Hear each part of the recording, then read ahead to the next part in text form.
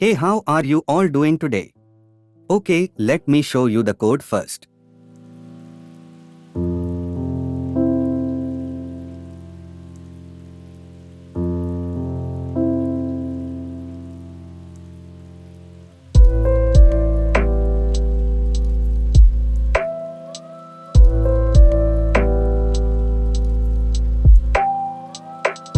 Look at the watermark just below the input box. It's Utkarsh Kumar is looking so cool, isn't it?